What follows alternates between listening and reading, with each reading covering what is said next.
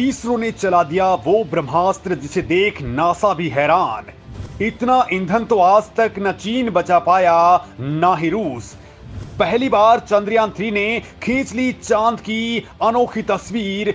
जो काम 9 अगस्त को करना था वो 3 दिन पहले ही कर गया इसरो। चांद से अब केवल 4313 किलोमीटर दूर है भारत का चंद्रयान 3।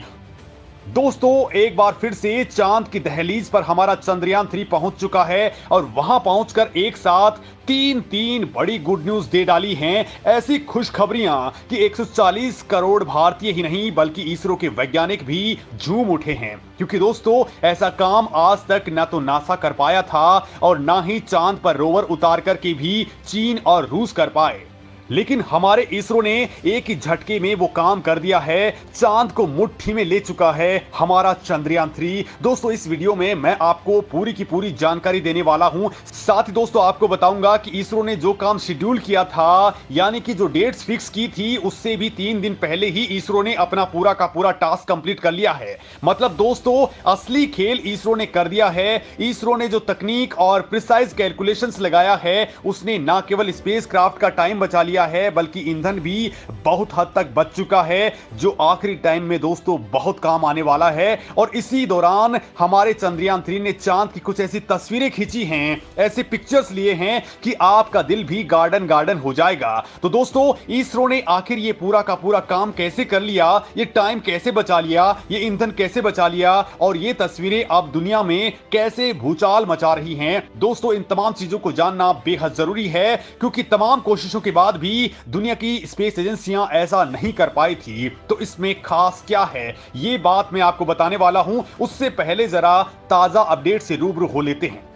तो दोस्तों पहला बड़ा अपडेट यह है कि चांद की जमीन से केवल 4313 किलोमीटर की दूरी पर हमारा चंद्रयान 3 पहुंच चुका है। जिस मुकाम पर 9 अगस्त को पहुंचना था उसे इसरो ने 6 अगस्त की रात को यानी 11:30 पर ही कंप्लीट कर दिया है।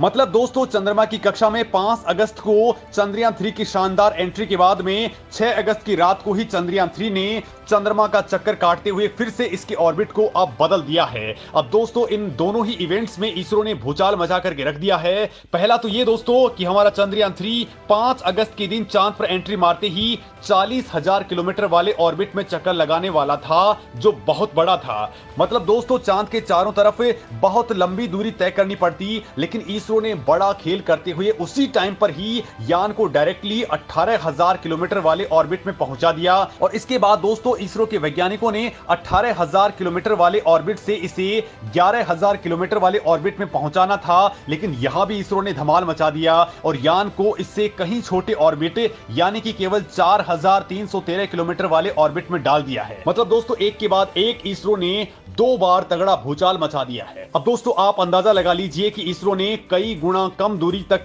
चंद्रयान 3 को बहुत ही कम टाइम में पहुंचा दिया है। मतलब जो काम 9 अगस्त तक होना चाहिए था वो 6 तारीख तक कंप्लीट कर दिया गया है। मतलब चंद्रयान 3 को एक तो अब बहुत ही कम दूरी तय करनी पड़ेगी, कम ईंधन खर्च करना पड़ेगा और चांद पर उतरने के लिए इसरो के पास अब टाइम भी बहुत ज्यादा बचा हुआ है, क्योंकि दोस्तों इसी दौरान चांद से दूरी कम होने के कारण वहां की बारीकियों को हमारा चंद्रयान 3 अच्छे से जान लेगा। इसरो के वैज्ञानिकों ने यान के इंजन की रेक्ट्रो फायरिंग से इसे चंद्रमा की सतह के बहुत करीब ला दिया है, जो अब चांद के नजदीक में 170 किलोमीटर और अधिकतम दूरी 4313 किलोमीटर है। यानी चंद्रयान ऐसी अंडाकार कक्षा में पहुंच चुका है जिसमें उसकी चांद से सबसे कम दूरी 170 किलोमीटर ही है और सबसे ज्यादा दूरी है वो है 4313 किलोमीटर। दोस्तों ऑर्बिट बदलने के लिए चंद्रयान 3 के इंजन्स कुछ देर के लिए फायर किए गए। अब दोस्तों इसरो आगे की प्लानिंग भी कर चुका है, जो वीडियो में आगे मैं आपको बताने वाला हूं, लेकिन उससे पहले आपको दिखाता हूं वो तस्वीरें जो हमारा चंद्रयान 3 चांद पर खींच चुका है। दोस्तों ये देख करके करोड़ों भारतीयों का दिल भी बाग बाग होने वाला है, क्योंकि ये वीडियो चंद्रयान 3 के ऊपर लगे कैमरों ने कैप्चर किया है और ये बिल्कुल ताजा तस्वीरें हैं। दोस्तों आप खुद देख सकते हैं कि जिस वक्त हमारा चंद्रयान चांद के चुंबक से खिंचाव महसूस कर रहा था, ये तस्वीरें उसी वक्त ली गई हैं। बिल्कुल क्रिस्टल क्लियर पिक्चर। दोस्तों वीडियो में चंद्रमा का नजारा आप साफ साफ देख सकते हैं। यहां के ऊपर नीले हरे रंग में कई गड्ढे भी दिखाई दे रहे हैं। जैसे जैसे चंद्रयान आगे बढ़ता है वैसे वैसे आप देख सकते हैं कि चांद के ये गड्ढे बिल्कुल क्रिस्टल क्लियर दिख रहे हैं। और दोस्तों यहीं पर ही हमारा यान रहे हैं, यानी कि ये जो कैमरा है वो थोड़ा सा ऊपर लगा है और वहीं से ही सारा नजारा आप देख पा रहे हैं। मतलब दोस्तों चांद पर पहुंचते ही चंद्रयान 3 के सारे इक्विपमेंट्स अब काम करना शुरू कर चुके हैं और इनकी परफेक्शन कितनी है ये आप कैमरों के जरिए ही देख सकते हैं। दोस्तों ये पूरा का पूरा सिस्टम ऑटोनोमस है, यानी कि चंद्रयान 3 को मतलब दोस्तों चंद्रयान 3 को कुछ भी धरती से बताने की जरूरत नहीं है, वो अपना काम खुद ही कर ले रहा है। उसके अंदर इतना स्ट्रॉन्ग एआई यानी आर्टिफिशियल इंटेलिजेंस लगाया गया है कि इस बार तगड़ा खेल हो रहा है। और दोस्तों इसरो का मून मिशन अब तक अच्छा काम कर रहा है। इसरो को उम्मीद है कि विक्रम लैंडर इसी महीने के अंत में यानी कि 23 अगस्त को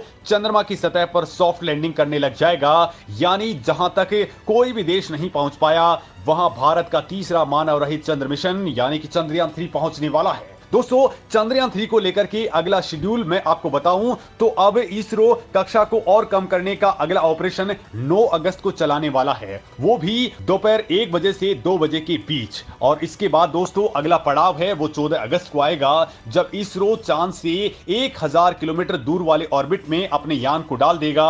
और इसके बाद में 5वें ऑर्बिट मैन्यूवरिंग के जरिए इसे 100 किलोमीटर की कक्षा में डाला जाएगा। यानी दोस्तों तब इसे केवल 100 किलोमीटर की ऊंचाई वाली कक्षा में डाला जाएगा। और उसके बाद आएगा 17 अगस्त का दिन, तब हमारा प्रपल्सन मॉड्यूल और लैंडर मॉड्यूल ये दोनों सेपरेट हो जाएंगे। तब दोस्तों लैंडर नीचे की ओर जाने की कोशिश करेगा, तो वहीं दोस्तों प्रपल्सन मॉड्यूल जो है वो चांद के चारों ओर चक्कर लगाने लग जाएगा। ये दोस्तों तब हमारे चांद से धरती की ओर देखेगा कि वहां से क्या कुछ रेडिएशंस आ रही हैं, क्या कुछ दिक्कतें आ रही हैं। धरती के ऊपर कोई भी दिक्कत अगर आएगी तो वहां से ये क्रिस्टल क्लियर देखता हुआ बता देगा। मतलब दोस्तों तब ये एक सैटेलाइट की तरह से नजर रखेगा और इसरो का पूरा फोकस लैंडर पर ज्यादा हो जाएगा, जिसकी 18 और 20 अगस्त को डी ऑर्बिटिंग की जाएगी, यानी चांद के ऑर्बिट की दूरी को कम कर दिया जाएगा। और तब लैंडर मॉड्यूल को 100 किलोमीटर गुणा 30 किलोमीटर वाली अंडाकार ऑर्बिट में डाला जाएगा। और इसके बाद दोस्तों आप खुद ही जानते हैं कि 23 अगस्त की शाम 5:47 पर चंद्रयान 3 की लैंडिंग करवाई जाएगी,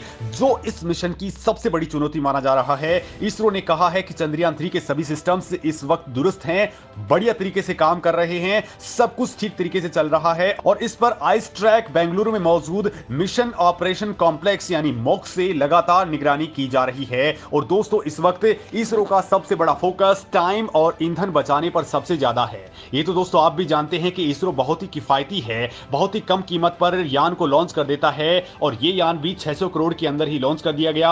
और इसमें भी दोस्तों इसरो ने ईंधन को बचा लिया है।